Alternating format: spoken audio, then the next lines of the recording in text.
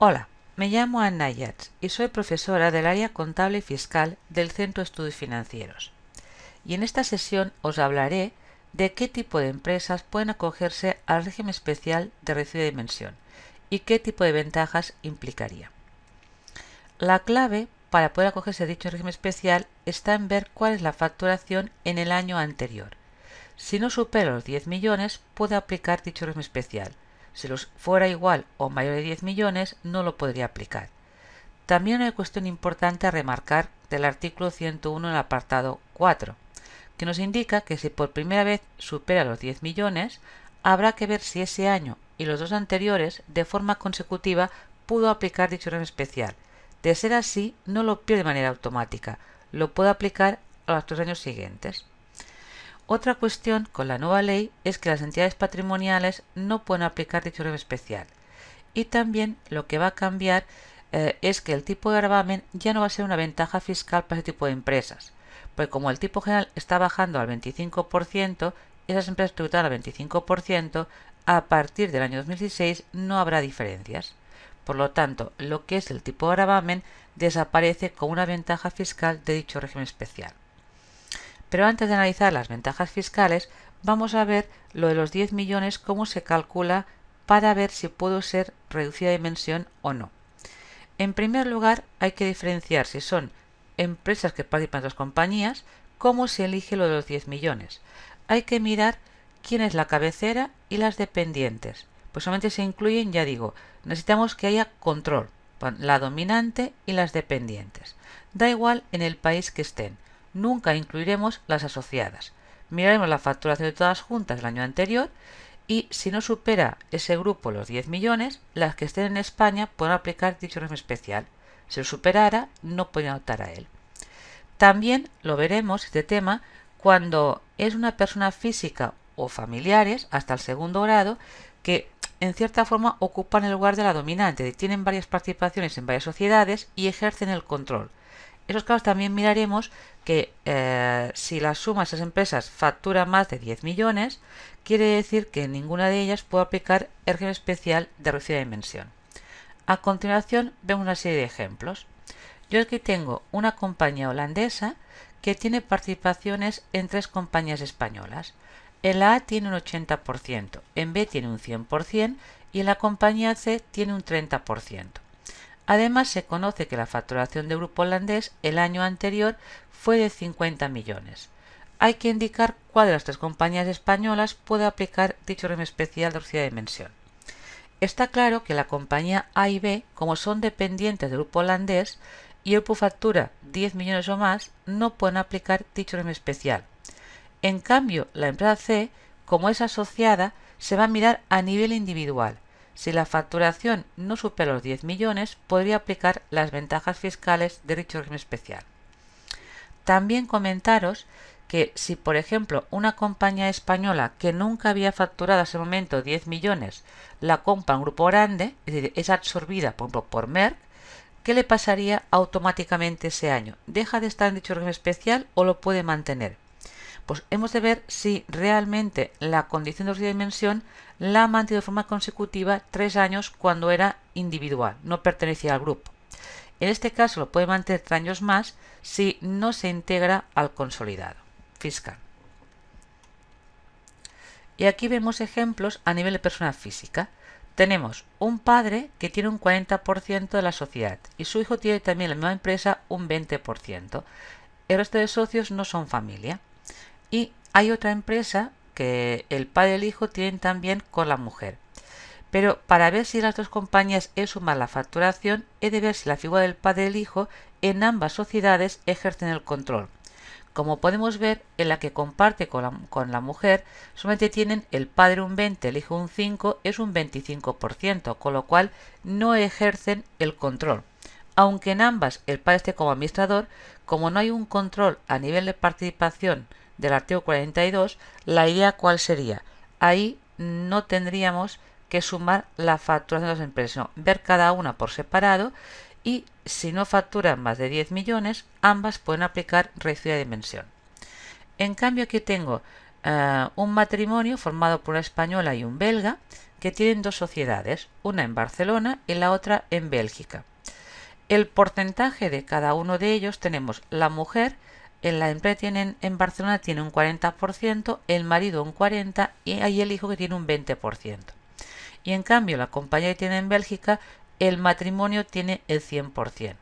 Aquí sí que vemos que en la pareja, que se repite en ambas sociedades, tiene más del 50%. Pues debemos ver la facturación del año anterior de la compañía que está en Bélgica y la española, sumar las dos y ver si suman más de 10 millones.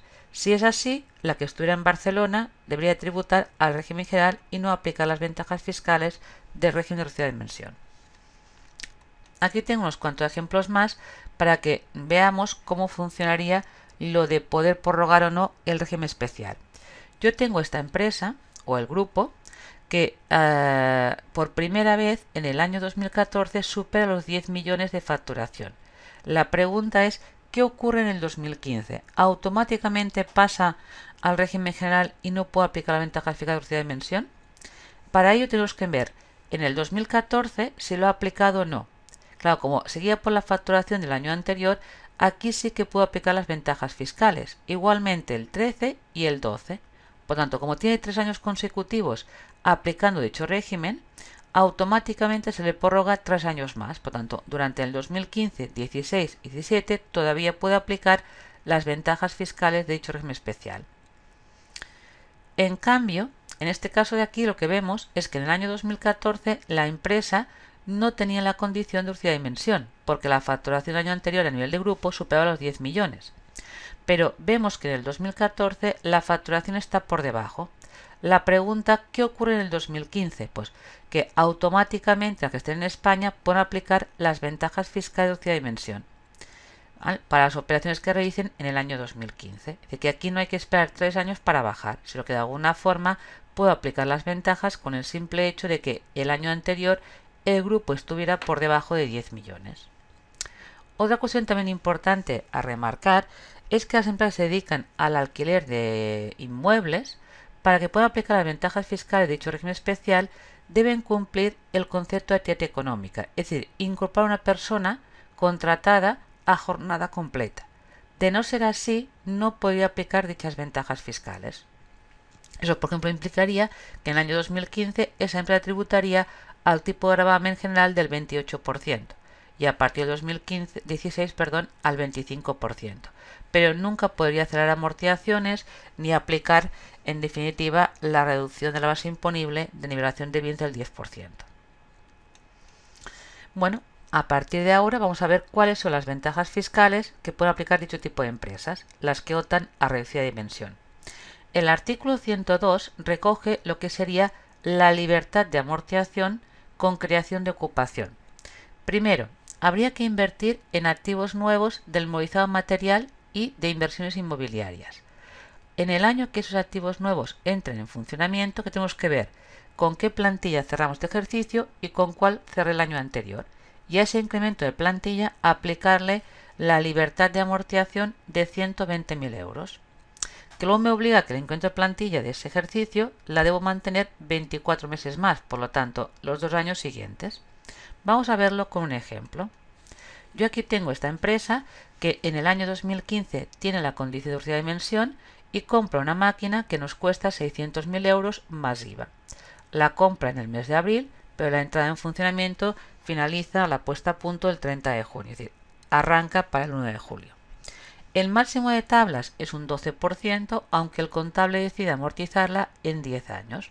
Pues la idea es, el gasto contable lo hacemos tal como os he dicho en la memoria. Repartimos el coste del activo en 10 años. Lo que ocurre que el primer año le aplicamos 6 meses de 12 porque como entra en funcionamiento a partir de julio sería la mitad. Ahora bien, ¿cuál va a ser la libertad de amortización que me puedo aplicar en el ejercicio 2015? Para ello tengo que ver cuál es la plantilla media con que cierro el 2015, 13,50 empleados, y ver la plantilla media que teníamos en el 2014. Como ha habido un incremento de un empleado y medio, sobre ese aumento es que puedo aplicar los 120.000 euros de libertad de amortización, es decir, que fiscalmente en el 2015 se me emite un gasto deducible de 180.000 euros. Como ya he contabilizado 30.000, ajustaríamos en negativo los 150.000 euros. Y ya no puedo ajustar más libertad de muerte en años siguientes. Lo que tengo que mirar es si en el cierre de 2016 y 2017 la plantilla media continúa siendo 13,50 o más. Porque de no ser así, tendría que realizar lo que me he imputado de más con índice de demora. Como aquí tenemos que la plantilla media en los años siguientes supera lo que era el 2015, ningún problema. Esa ventaja fiscal me la ha aplicado y revertirá cuando fiscalmente el activo valga cero y contablemente todavía haga amortizaciones. Otra ventaja fiscal que es de aceleración de amortización es el artículo 103 de la normativa, que nos viene a decir que si compramos un activo nuevo y en ese año cumple la condición de reducida de dimensión, durante la vida de ese activo le puedo aplicar, si está en tablas de Hacienda, el doble del máximo de tablas, sin que tenga que contabilizarlo. Puedo hacerlo vía ajuste fiscal. También aplica aceleración cuando se trata del fondo de comercio y los activos de vida indefinida del artículo 13.3, que al coeficiente que dice dicho artículo le aplica una aceleración del 1,5. Vamos a verlo con ejemplos. Yo aquí compro un coche, es activo nuevo, son 50.000 euros, la empresa tiene la condición de reducida de dimensión en este ejercicio y el contable decide amortizarlo en la memoria en 5 años. Y el máximo de tablas para ese tipo de activo es un 10%. Vamos a ver cómo sería el ajuste fiscal. Contablemente, cojo el valor del activo, lo divido en 5 años y le aplico 6 meses de 12 porque lo adquirí en el mes de julio. Pues he grabado un gasto de 5.000 euros. La ventaja fiscal es, al máximo de tablas le aplico el doble y también tengo en cuenta que lo compré en el mes de julio, 6 meses de 12, pues puedo deducirme un gasto de 8.000 euros sin que tenga que contabilizarlo. Eso me permite hacer un ajuste negativo en el pago del impuesto de 3.000 euros. Es un diferimiento, porque dice que en el día de mañana, cuando fijamente valga cero, contablemente todavía hago amortizaciones y voy a revertir lo que en su día no ingresé. Otro ejemplo, aquí sería un local que lo adquirí en el año 2002. Yo en ese año era reducida de dimensión. El valor del local en total eran 300.000 euros, mientras que el suelo representan 100.000 euros. Contablemente lo amortizo en 50 años. Y la idea es que el activo cuando lo adquirí tenía 4 años, con lo cual todavía es activo nuevo porque en los inmuebles, hasta que no tenga una antigüedad de 10 años, no se consideran de segunda mano. Y la empresa cuando lo adquirió, ya digo, era reducida de dimensión y lo ha sido hasta el año 2012. La pregunta es si en el año 2015, que era reducida de dimensión, puede aplicar todavía la ventaja fiscal o no. Evidentemente sí, porque la idea es debe cumplirlo el año en que el activo entra en funcionamiento. Luego, aunque deje de ser reducida de dimensión, puede aplicar igualmente la ventaja fiscal que había en origen. Aquí lo que os he hecho es contablemente 200 el valor del inmueble, de la parte de edificio, en 50 años son 4.000 euros, pero lo importante es ver que al máximo de tablas en oficinas, que es un 2%, le acelero, he puesto 1,5. ¿Por qué no he puesto 2? Porque en el año 2002, que es cuando adquirí el activo, la aceleración que tenía los activos nuevos que habían en tablas era del 1,5. Y eso fue así hasta el 2004. Es a partir del 2005 que se duplica. Pues fijaros que estando en el 2015, estoy aplicando la ventaja fiscal que nació en el 2002. Le aplico el 1,5 y no el 2. El ajuste negativo sería de 2.000 euros y también sería un pasivo diferido. Es decir, diferimos el pago del impuesto. Otro ejemplo lo estoy aplicando aquí en un fondo de comercio y os estoy pidiendo el ajuste fiscal que haríamos en la declaración del 2015. Contablemente el fondo de comercio no se amortiza, pero fiscalmente puedo aplicar la deducción del artículo 13, en este caso de la nueva ley apartado 3. Lo que ocurre que como es el año 2015 todavía se aplica la medida temporal de que el porcentaje en lugar de un 5 es el 1%. Pues a ese 1% le puedo acelerar por ser reducida de dimensión 1,5. Ya digo, la condición de reducida de dimensión es importante no que lo sea en el 2015, sino que lo cumpliera en el año 2011. Y para ese activo lo podría acelerar siempre 1,5. Eso implicaría que el ajuste negativo sería de 900 euros y no de 600. Otro ejemplo de activos de vida indefinida con una base de datos que veáis que aquí sigue cambiado el porcentaje del 2 y el 5. ¿Por qué motivo? Porque en el año 2015 todavía aplico la medida temporal del 2% y de eso hacer el 1,5. En cambio, a partir de 2016, lo que son activos de vida indefinida pasan a aplicarse el 5%, y ese 5% por ser reducida de dimensión aplicaría 1,5% más, de que tendríamos un negativo, un diferimiento mayor que el resto de empresas. Otra ventaja fiscal de las que están en reducida dimensión sería que a ellas se les permite dotar, o deducirse mejor dicho, el deterioro global. El artículo 104 les permite a esas empresas que si lo contabilizan, de los saldos de clientes que no estén vencidos, pueden deducirse fiscalmente el 1%. Eso sí, excluyendo entes públicos vinculados y créditos que estén asegurados con crédito de caución o tengan garantía. Yo aquí tengo los datos del año 2015 de una serie de partidas que son clientes facturados no vencidos, 50.000 euros, en letras 40.000 euros, compañías de grupo y clientes que ya son morosos individuales que me deben 15.000 euros. Además os informo que dentro de la partida de clientes hay el Ayuntamiento de Badalona que nos debe 20.000 euros. Pues, ¿qué tenemos que hacer para el año 2015 para aprovechar la ventaja fiscal?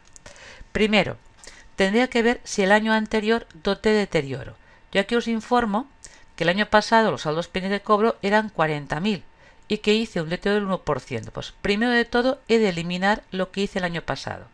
Revertir la cuenta de deterioro global contra el 7 por 400 euros y a continuación ver cuál es el importe que dotaríamos como gasto el año actual. Que también, ya digo, sigo la norma fiscal del 1%. Pues el importe sobre el cual doto el 1%, cuidado, porque a los 50.000 euros les quito lo del Ayuntamiento de Badalona, y que serían 20.000 euros, es decir, que tendríamos por lo tanto 30.000 euros. Y luego tendremos en cuenta los clientes documentados también en efectos, pero no incluiríamos nunca los que son ya morosos ni los que son vinculados al grupo. Pues cojo los 40.000 euros y a la suma total le hago el 1%. Lo he contabilizado, cuadra con la norma fiscal, pues no hay que hacer ajuste.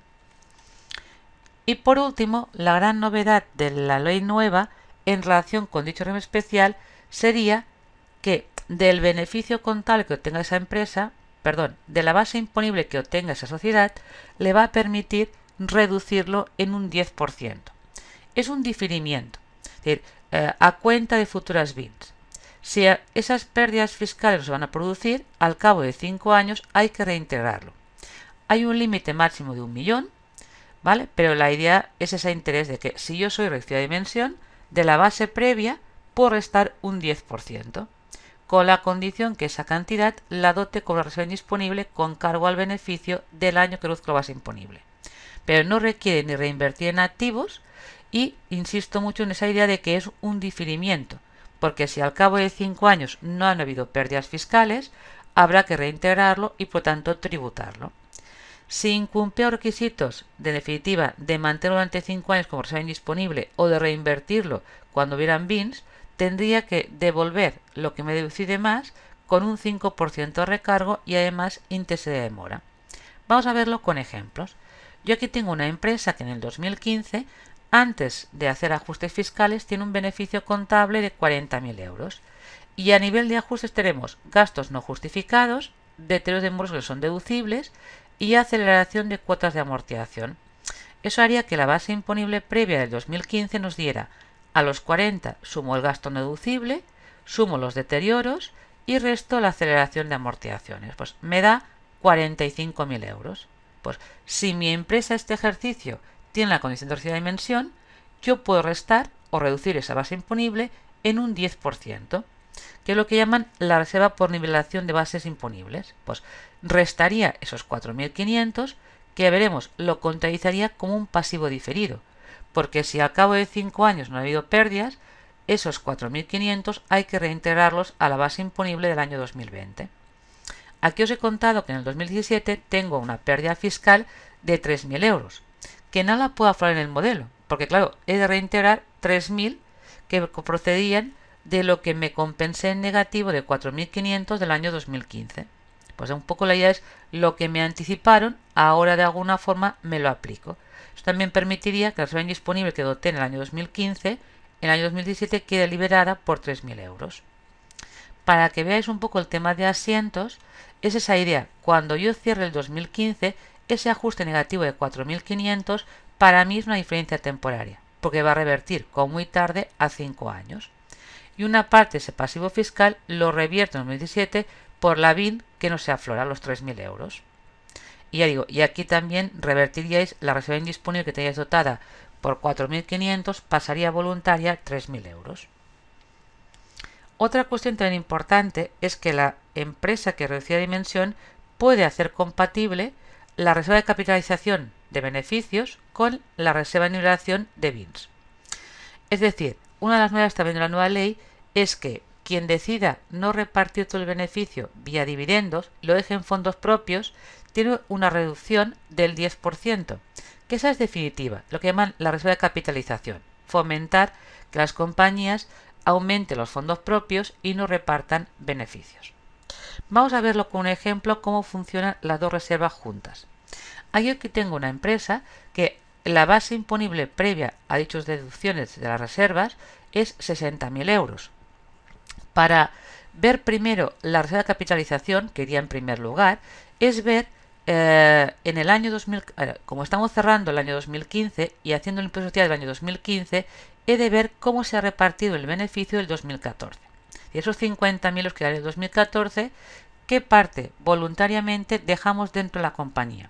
Yo aquí veo que es normal, porque la legal y la estatutaria no alcanzaron el 20%, que se incrementen en el mínimo legal, que sean 5.000 y 5.000. Pues de alguna forma de esos 50.000 se entiende que 10 han ido a reservas obligatorias y en cambio a voluntario hay un incremento de 30.000 euros que vendrían de ese beneficio.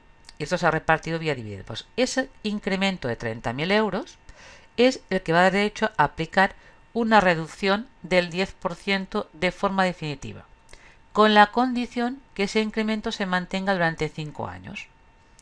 La idea, como podéis ver, cojo el beneficio, la base previa, antes de aplicar las deducciones de reservas, que son 60.000 euros, aplico primero la reserva de capitalización, que serían del incremento de voluntarias, reduzco el 10%, pues restaré 3.000 euros y eso no va a haber a tributarlo otra vez más adelante, siempre y cuando la empresa lo mantenga ese incremento en fondos propios durante 5 ejercicios y no hay que reinvertirlo tampoco en la compra de activos nuevos.